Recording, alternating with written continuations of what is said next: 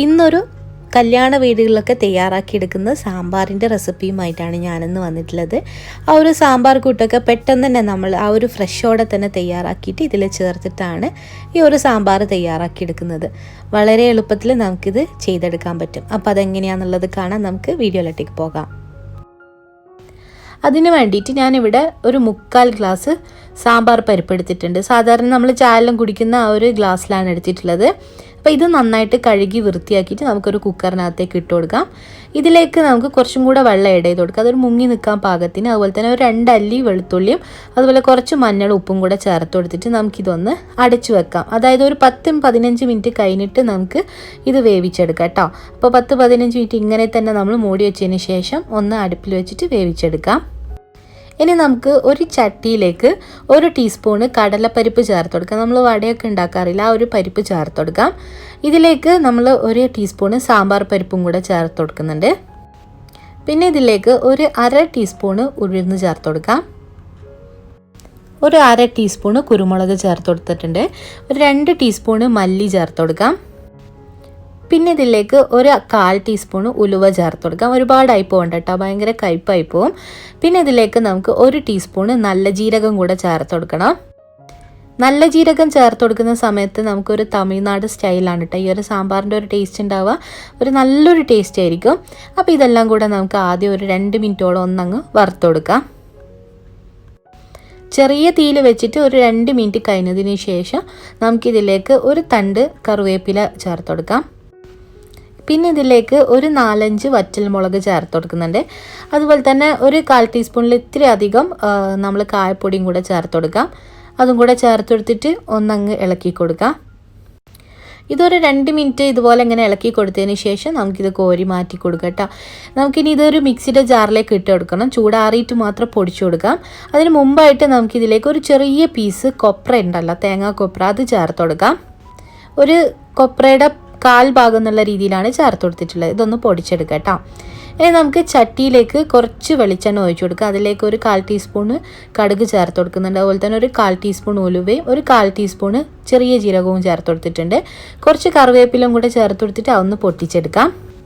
ഇതിലേക്ക് നമുക്ക് ഒരു 10 അല്ലിയോളം വെളുത്തുള്ളി ചേർത്ത് കൊടുക്കുന്നത് 2ആയിട്ട് മുറിച്ച് കൊടുത്തിട്ടുള്ളതാണ് കേട്ടോ.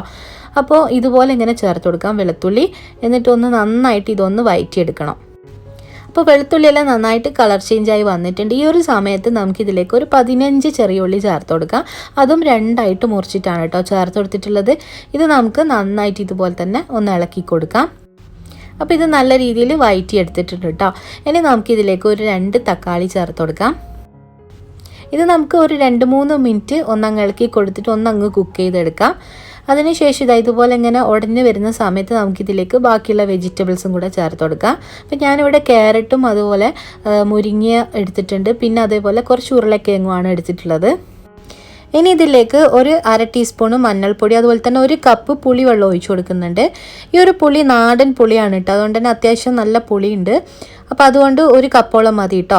പിന്നെ നമ്മൾ നേരത്തെ പൊടിച്ച് വെച്ചിട്ടുള്ള ആ ഒരു മസാല പൗഡർ ഇതിലേക്ക് ഇട്ട് കൊടുക്കുക. അതൊരു 2 ടേബിൾ സ്പൂണോളം ഇട്ട് കൊടുക്കുന്നുണ്ട്. എന്നിട്ട് ബാക്കി ആവശ്യമുണ്ടെന്നുണ്ടെങ്കിൽ ലാസ്റ്റ് ചേർത്ത് കൊടുത്താൽ മതി. എന്നാലും ബാലൻസ് ഉണ്ടാവും, അത് നമ്മൾ ഫ്രിഡ്ജിലേക്ക് വെച്ച് കൊടുക്കണം കേട്ടോ. എന്നിട്ട് ഇത് നന്നായിട്ടൊന്ന് ഇളക്കി കൊടുക്കാം. ആവശ്യത്തിന് നമ്മൾ ഉപ്പ് ചേർത്ത് കൊടുക്കാം. അപ്പോൾ ഈ ഒരു വെജിറ്റബിൾസിനൊക്കെ അത്യാവശ്യം കട്ടിയുള്ളത് കൊണ്ട് തന്നെ നമുക്കിതൊന്ന് അടച്ചു വെച്ചിട്ട് ഒന്ന് വേവിച്ചെടുക്കണം. ഒരു 2-3 മിനിറ്റ് ഒന്ന് അടച്ചു വെച്ച് കൊടുത്താൽ മതി.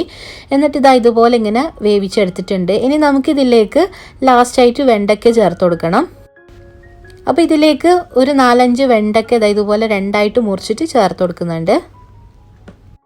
പിന്നെ ചിലരൊക്കെ ഈ വെണ്ടയ്ക്ക ചെറുതായിട്ട് ഒന്ന് വഴറ്റിയിട്ടൊക്കെയാണ് കേട്ടോ ചേർത്ത് കൊടുക്കുന്നത്. അങ്ങനെ അതിൻ്റെ ആവശ്യമൊന്നുമില്ല, ഇതുപോലെ തന്നെ ചേർത്ത് കൊടുത്താൽ നല്ല ടേസ്റ്റാണ്. പിന്നെ ഒരു 1/4 പീസ് ഇഞ്ചി ചെറുതായിട്ടൊന്ന് കട്ട് ചെയ്ത് ചേർത്ത് കൊടുക്കുന്നുണ്ട്. കുറച്ചും കൂടെ വെള്ളം ഒഴിച്ച് കൊടുക്കുക കേട്ടോ. എന്നിട്ട് ഒന്നും കൂടെ അങ്ങൊന്ന് തിളപ്പിച്ചെടുക്കാം. ഇനി നമുക്ക് ലാസ്റ്റായിട്ട് നമ്മൾ ആദ്യം വേവിച്ചെടുത്തിട്ടുള്ള ആ ഒരു പരിപ്പുണ്ടല്ലോ, അതും കൂടെ ചേർത്ത് കൊടുക്കാം. അപ്പോൾ പരിപ്പ് നമ്മൾ ഒരു 15 മിനിറ്റ് ഒന്ന് കുതിർത്ത് വെച്ചതിന് ശേഷമാണല്ലോ വേവിച്ചത്, അതുകൊണ്ട് തന്നെ നല്ല അടിപൊളിയായിട്ട് വെന്ത് കിട്ടിയിട്ടുണ്ട്. അപ്പോൾ നമ്മളെ സാമ്പാർ നല്ല അടിപൊളിയായിട്ട് വന്നിട്ടുണ്ട് കേട്ടോ. ഇതിലേക്ക് നമ്മൾ ഇതൊന്ന് തിളച്ച് വരുന്ന സമയത്ത് കുറച്ച് മല്ലിയില, ലാസ്റ്റായിട്ട് കറിവേപ്പിലൊക്കെ ചേർത്ത് കൊടുക്കുക. എന്നിട്ട് ഒന്നും കൂടെ നന്നായിട്ട് ഇളക്കി കൊടുക്കുക കേട്ടോ. അപ്പോൾ ഇതിൽ ചേർത്ത് കൊടുത്തിട്ടുള്ള വെജിറ്റബിൾസൊക്കെ നല്ല പാകത്തിന് വെന്ത് കിട്ടിയിട്ടുണ്ട് കേട്ടോ. പിന്നെ അതേപോലെ തന്നെ ആ ഒരു കറി കണ്ടില്ലേ, അധികം കട്ടിയുമില്ല ലൂസുമില്ല, ഒരു നല്ല അടിപൊളിയായിട്ടുള്ള പരുവത്തിൽ തന്നെയാണ് നമുക്ക് കിട്ടിയിട്ടുള്ളത്. പിന്നെ കല്യാണ വീടുകളിൽ രാവിലെ ആയാലും അതുപോലെ ഉച്ചക്കായാലൊക്കെ കിട്ടുന്ന ആ ഒരു സാമ്പാറിൻ്റെ അതേ ടേസ്റ്റിൽ തന്നെയാണ് നമുക്കിത് കിട്ടിയിട്ടുള്ളത്. അപ്പോൾ തീർച്ചയായിട്ടും വളരെ സിമ്പിളായിട്ട് തന്നെ നമുക്ക് വീട്ടിൽ തയ്യാറാക്കി എടുക്കാവുന്നതേ ഉള്ളൂ. പിന്നെ അതിൽ ലാസ്റ്റായിട്ട് നമുക്ക് വേണമെന്നുണ്ടെങ്കിൽ കുറച്ച് ശർക്കരയും കൂടെ ചേർത്ത് കൊടുക്കട്ടെ. അത് ഇതിന് മുമ്പ് ഞാൻ ഇട്ടിട്ടുള്ള സാമ്പാറിൽ കാണിച്ചിട്ടുണ്ടായിരുന്നു. അപ്പോൾ അത് വേണമെന്നുണ്ടെങ്കിൽ ചേർത്ത് കൊടുക്കാം. 1 ടീസ്പൂണോളം ചേർത്ത് കൊടുത്താൽ മതി കേട്ടോ. അപ്പോൾ ഞാനിത് ഇഡ്ഡലീൻ്റെ കൂടെയാണ് കഴിക്കുന്നത്. അപ്പോൾ നല്ല ടേസ്റ്റി ആയിട്ടുള്ള സാമ്പാറാണ്. തീർച്ചയായിട്ടും നിങ്ങളിത് ഒരു തവണയെങ്കിലും ഒന്ന് ചെയ്ത് നോക്കുക. അപ്പോൾ ഇൻഷാ അല്ലാഹ് നല്ലൊരു റെസിപ്പിയുമായിട്ട് പെട്ടെന്ന് തന്നെ കാണാം. താങ്ക്